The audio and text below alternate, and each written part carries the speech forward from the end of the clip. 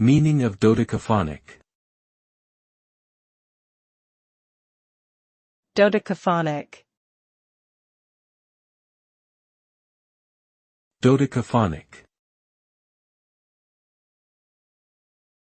Dodecaphonic. Dodecaphonic.